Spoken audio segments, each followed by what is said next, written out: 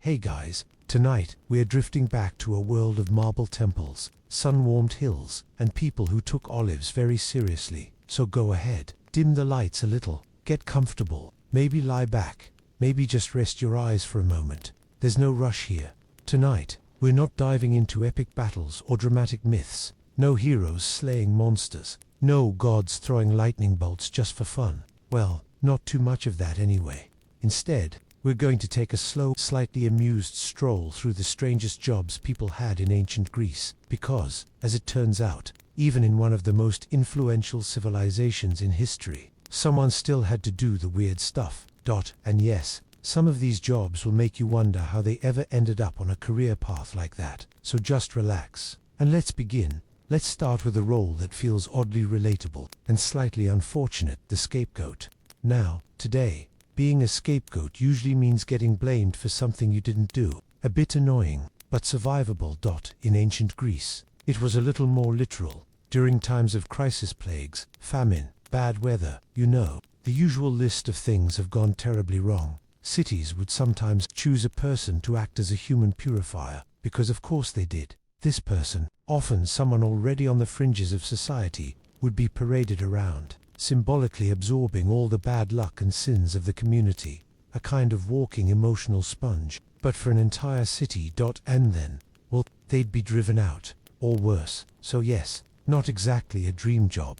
No benefits, no upward mobility, and performance reviews were final. Still, in a strange way, it reflects how deeply people believed in ritual and symbolism, which doesn't make it better, just slightly more understandable. Now let's gently move to something a bit less existential.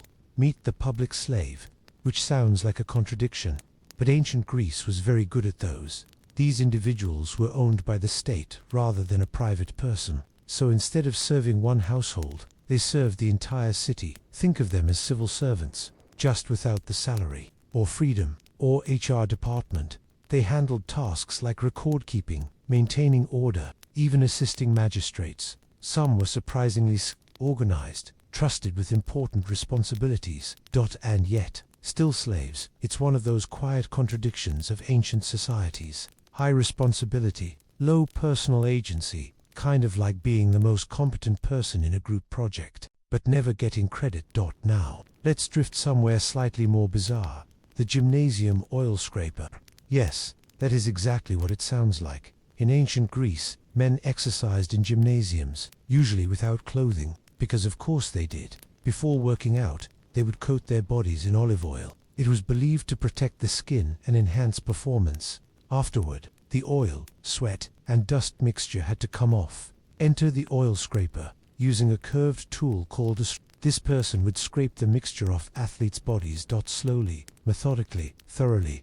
And if you're thinking that's oddly intimate, you'd be correct. It was considered completely normal at the time, just part of daily life. Still, it's not exactly the kind of job you bring up at a family dinner with pride. So, what do? Oh, I remove sweaty olive oil from strangers. Pause. Let's float over now to a role that feels a bit more official, but no less strange. The water clock keeper.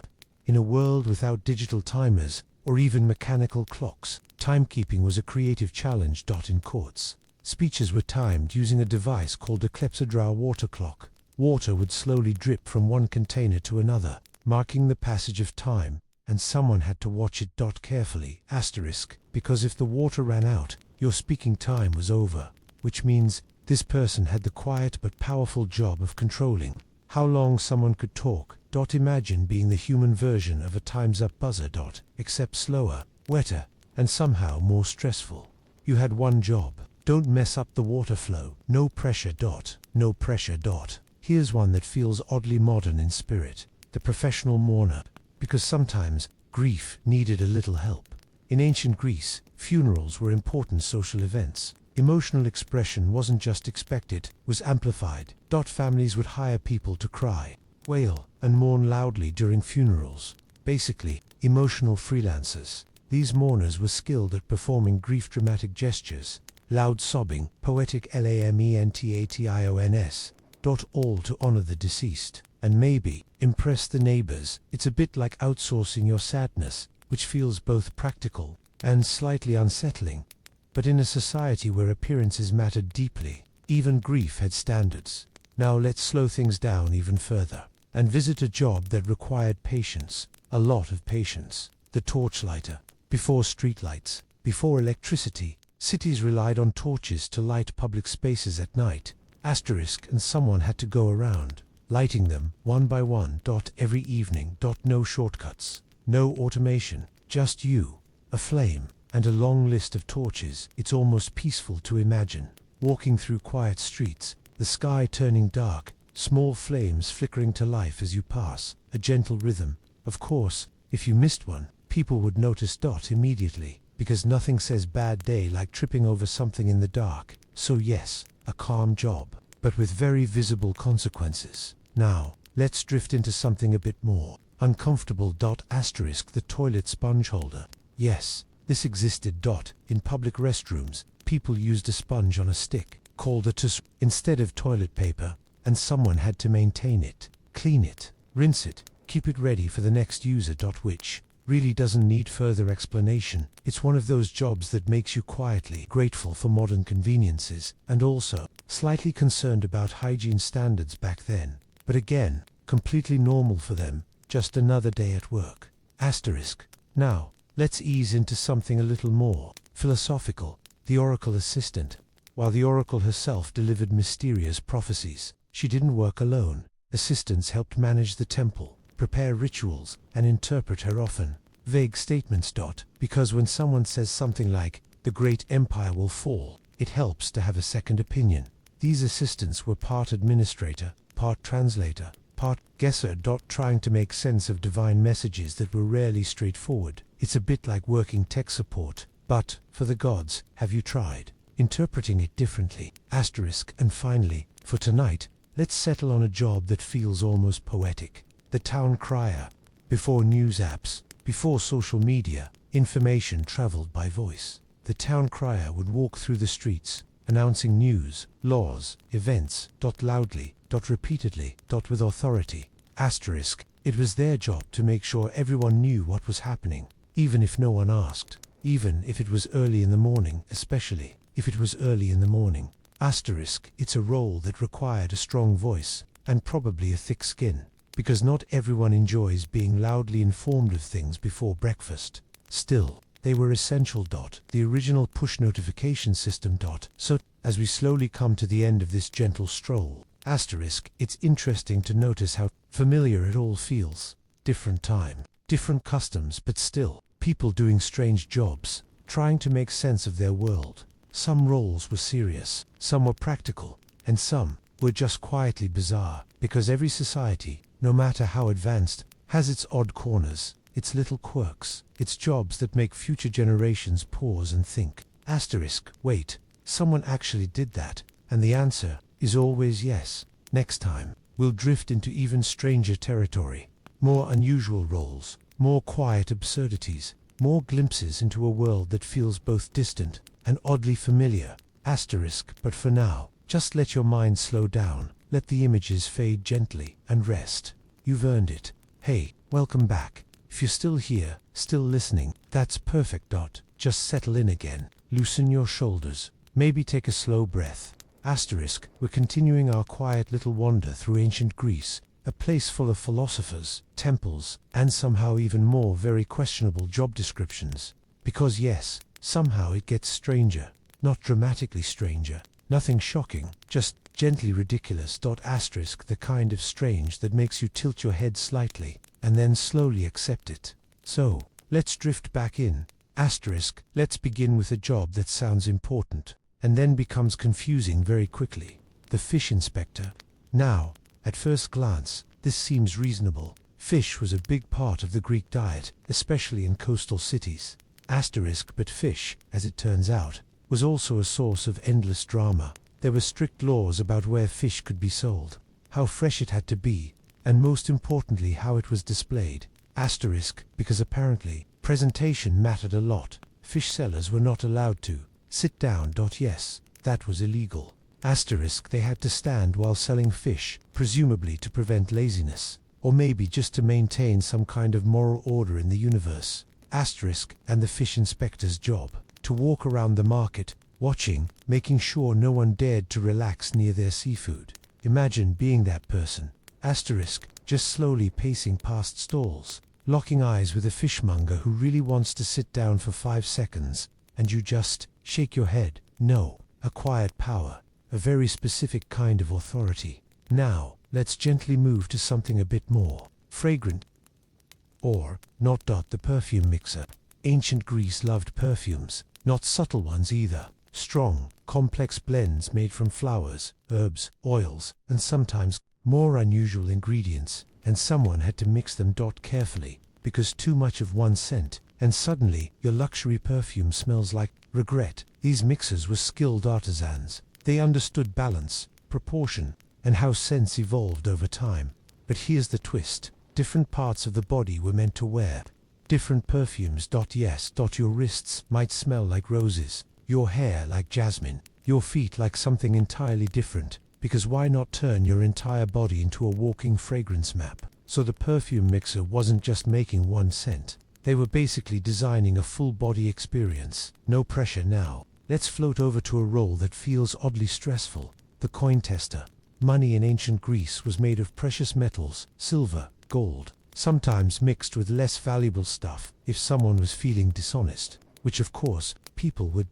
So cities employed coin testers. Their job, to bite, weigh, inspect, and sometimes even listen to coins, to make sure they were genuine. Yes, listen. Apparently, a good coin had a certain sound when struck, a bad one did not. So this person would stand there, casually biting money, tapping it, holding it up, like a very skeptical shopper in a very expensive store. It's a job built entirely on trust issues, and honestly, fair enough. Now let's ease into something a little more theatrical. The chorus trainer.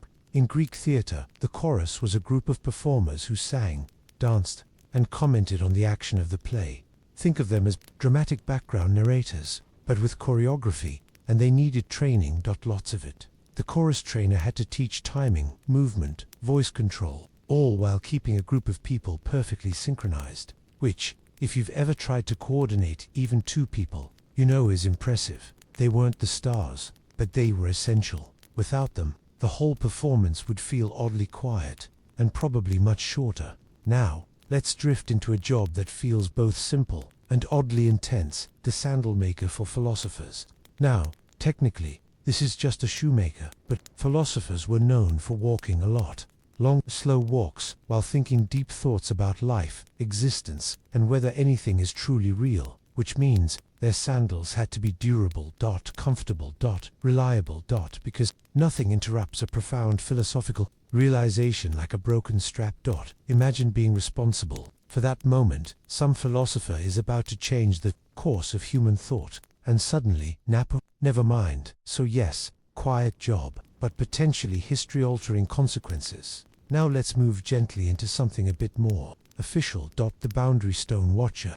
Cities and lands were marked with stones that defined borders, important stones, very serious stones, and someone had to watch them to make sure no one moved them, tampered with them, or, for some reason, decided to casually shift a border overnight, which sounds absurd, but apparently, it was enough of a concern to require supervision. So this person's job was to observe a rock, day after day, just making sure it stayed exactly where it was. It's almost meditative, or incredibly boring, possibly both. Now, let's gently step into a role that feels surprisingly relatable.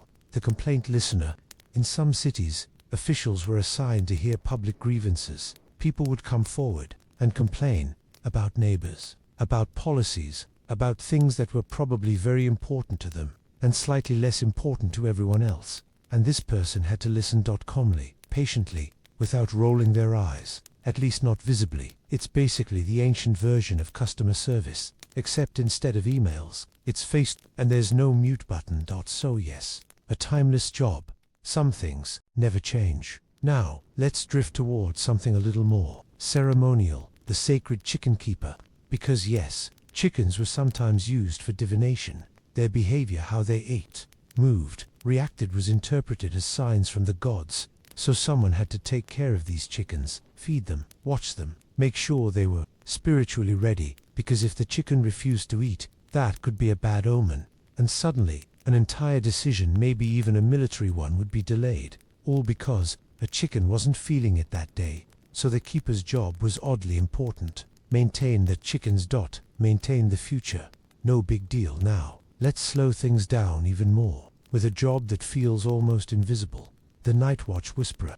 Not officially called that, but close enough. These were people who patrolled at night, keeping things calm. But unlike modern security, they weren't there to shout or alarm. They moved quietly, observed, intervened, gently if needed, a soft presence in the dark. It's almost peaceful to imagine a quiet city, dimly lit, footsteps echoing softly, someone watching over it all. Not dramatic, just steady. And finally, for this part, let's settle into something quietly absurd again. Asterisk, the dust level observer. In certain spaces, temples, important buildings, cleanliness mattered a lot. Dust was not welcome, so someone had to monitor it, not just clean it, but notice it. Track it. Be aware of it. Which means their job was essentially to look at surfaces and think, slightly dusty, and then do something about it. It's oddly specific and strangely familiar, because even now, somewhere, someone is noticing dust and not enjoying it. So, as we gently come to the end of part 2, it becomes clear that ancient Greece wasn't just about big ideas and grand achievements. It was also about very small details, very specific roles, people quietly doing unusual jobs that kept everything running. Some of them strange, some of them oddly meaningful, and some just there because someone had to do it. Next time, we'll keep drifting. There are still more jobs waiting, more quiet oddities, more soft, strange corners of history to explore. But for now, let your thoughts slow, let the images blur a little, and just rest. You're doing absolutely nothing, perfectly. Hey, you made it back. That's nice. Just settle in again. No need to adjust too much. Maybe shift slightly, get comfortable in whatever position you've slowly melted into. We're still in ancient Greece, still surrounded by stone streets, soft evening air, and people with job descriptions that feel like they were written during a very long meeting that no one wanted to attend. Nothing urgent here. Asterisk. Just a slow drift through more roles that existed, for reasons that made sense at the time, probably. So, let's continue. Let's begin with a job that sounds almost poetic, until you think about it, for more than a few seconds. The echo tester. In large theaters, those beautiful, open-air amphitheaters carved into hillsides, acoustics were everything. If you were sitting far back, you still needed to hear every word, so someone had to test the sound. This person would stand on stage, speak, clap, maybe recite a few lines, while another person stood far away to confirm if it was audible, and they would repeat this over and over, adjusting positions, angles, projection. It's a job built entirely on, "Can you hear me now?" And somewhere in the distance, someone would respond, "Yes," but softer, a slow, careful dance of sound and space, not glamorous, but quietly essential. Now let's drift toward something a bit more ceremonial. The statue polisher. Ancient Greece was filled with statues, gods, heroes, important figures, all carved in stone or cast in bronze, and they had to look perfect, so someone's job was to polish them gently, regularly, keeping them smooth, clean, almost glowing in the sunlight. Imagine spending your day standing beside a statue, carefully wiping away dust, smoothing surfaces that were already smooth. It's almost meditative, a quiet respect for art, or possibly just a very slow way to pass time. Either way, the statues appreciated it. Probably. Now, let's move into something slightly more socially complex. The symposium referee. Symposiums were gatherings where men would eat, drink, and discuss ideas, often late into the night. Think of it as a dinner party, but with more philosophy, and significantly more wine.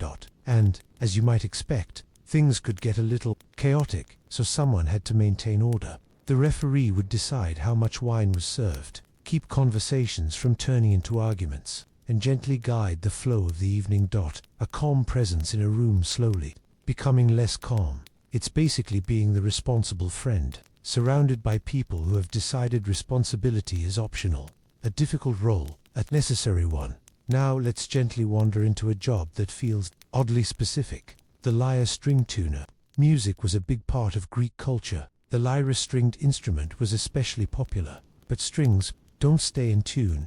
Asterisk, they stretch, they loosen, they quietly betray you at the worst possible moment, so someone had to keep them tuned, carefully adjusting tension, listening closely, making sure every note sounded just right. It's a job that requires patience, a good ear, and the ability to deal with musicians. Which, honestly, might be the hardest part. Now, let's drift into something a little more practical.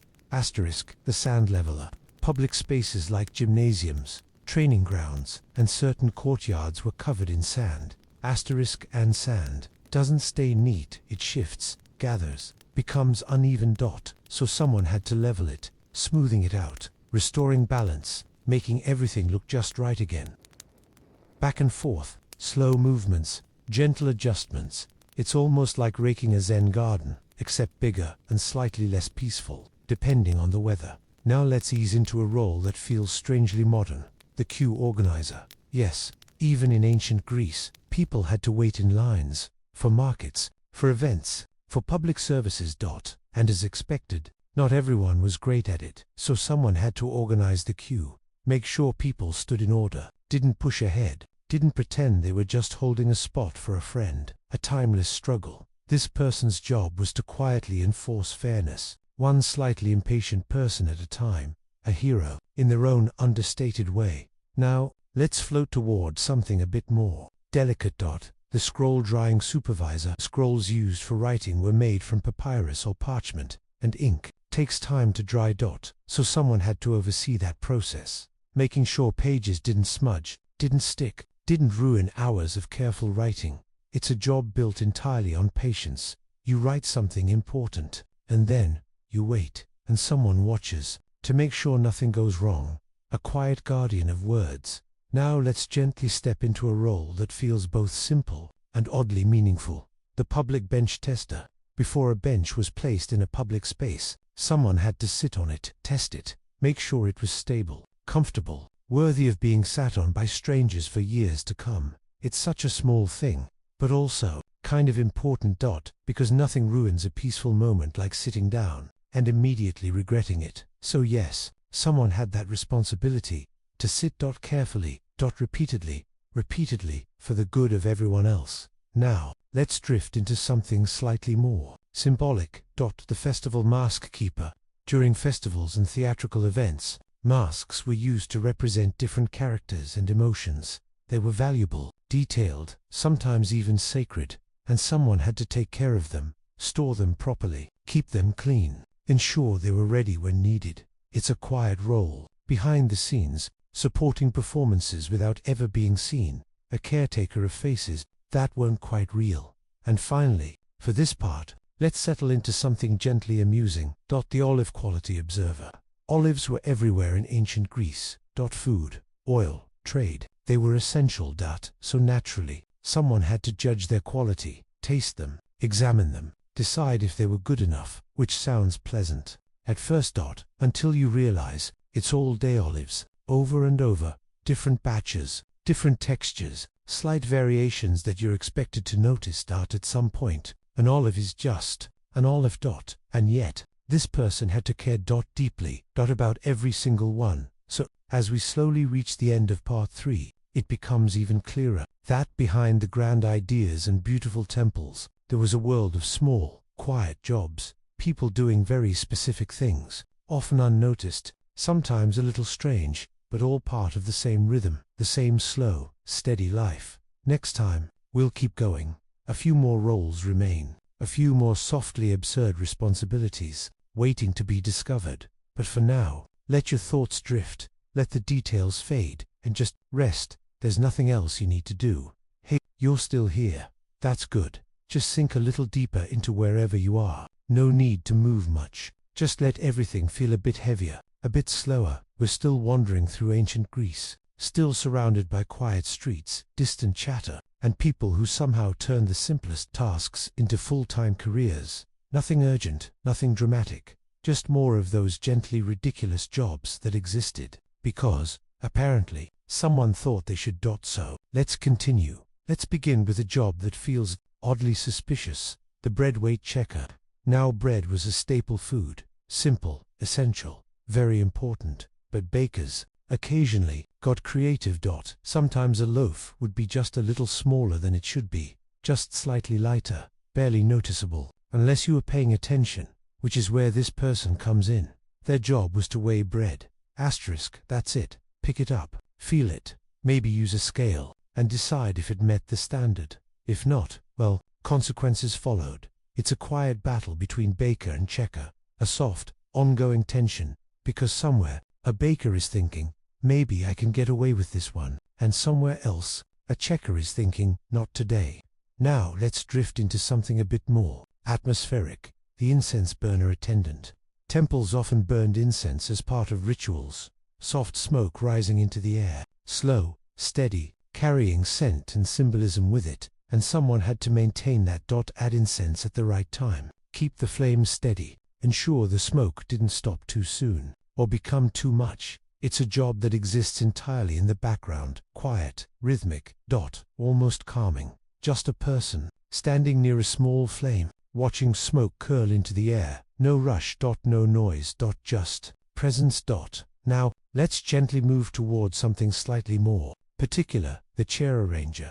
Public events, gatherings, discussions, all required seating. And seating needed to be arranged. Properly, symmetrically, respecting status, hierarchy, and social expectations, because you couldn't just sit anywhere, of course not. So this person's job was to place chairs, carefully, thoughtfully, making sure the right people sat in the right places, and no one accidentally offended someone more important than them. It's like solving a social puzzle, with furniture. One wrong move, and suddenly, someone is quietly offended for the rest of the evening. Now let's float into a job that feels strangely peaceful, the fountain listener.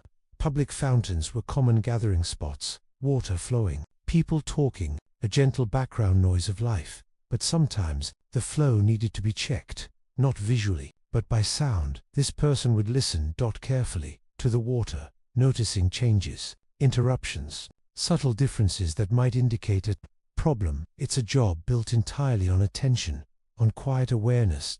And honestly, it sounds almost relaxing, just sitting near a fountain, listening, doing your job by being still. Now, let's drift into something a little more seasonal, the festival garland maker.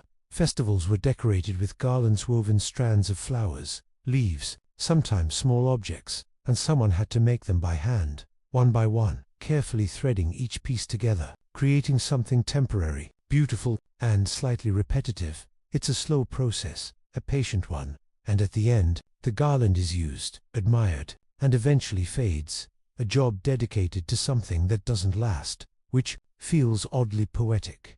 Now, let's ease into a role that feels both useful and slightly unnecessary, the door knock announcer. Before entering certain important spaces, you didn't just walk in, you knocked, and someone else announced it. Yes. Instead of knocking yourself, a designated person would do it for you, and then declare your presence, a kind of human notification system. Someone is here.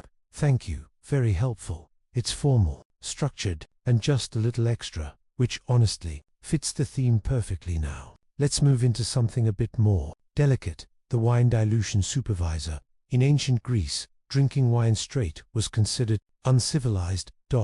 It had to be mixed with water, properly, in the right ratio. Too strong, and you're seen as excessive. Too weak, and, well, why bother? So someone had to oversee the mixing, carefully measuring, adjusting, ensuring everyone's drink was socially acceptable. It's a job that sits quietly between pleasure and judgment, a fine line, maintained with a ladle. Now let's drift towards something a bit more observational. The shadow measurer.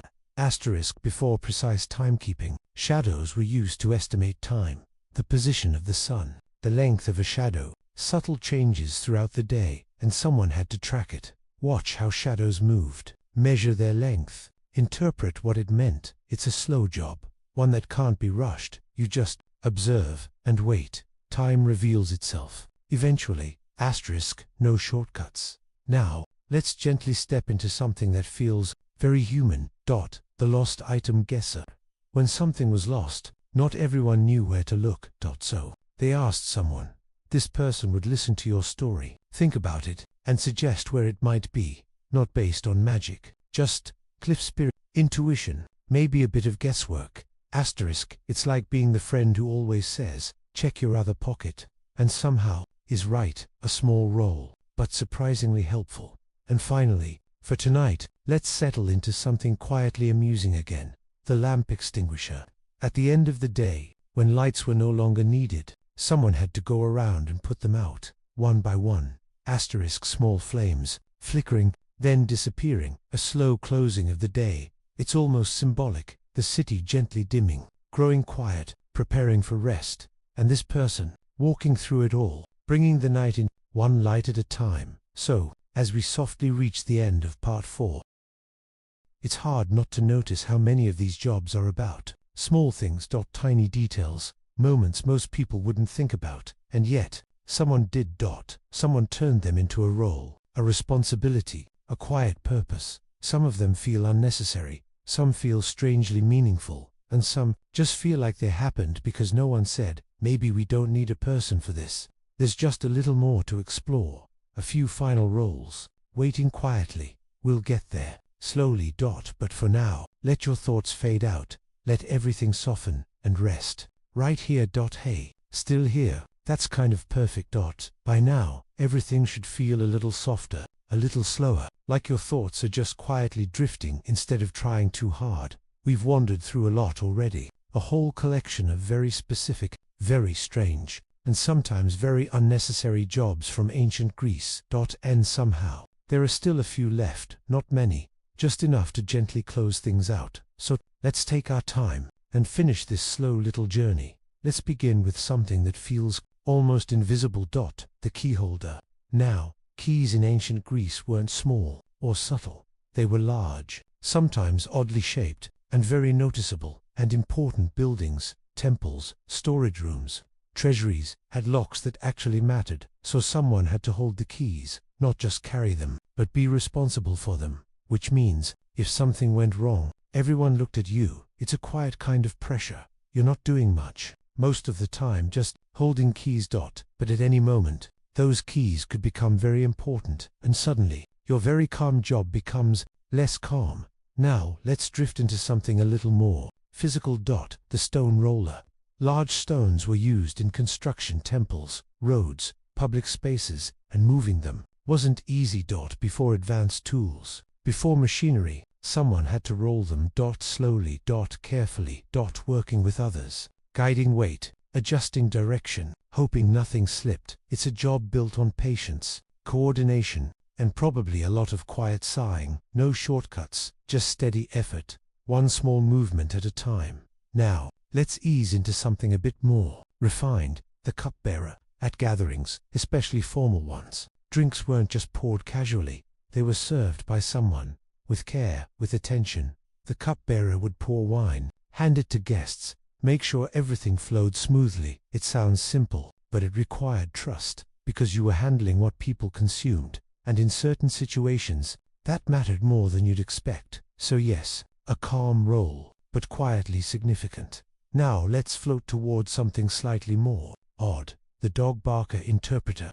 Not official, not formal, but very real in a way. People believed that animals, especially dogs, could sense things humans couldn't. Changes in the environment, unseen presences, subtle shifts. So when a dog barked, someone might try to interpret it. Why now? Why like that? What does it mean? And somewhere, someone took that question seriously. It's not exactly a job with clear rules, but it's one that existed in thought, a quiet attempt to understand the unknown through a barking dog, which, honestly, we still kind of do today. Now, let's gently move into something that feels almost calming. The garden path sweeper.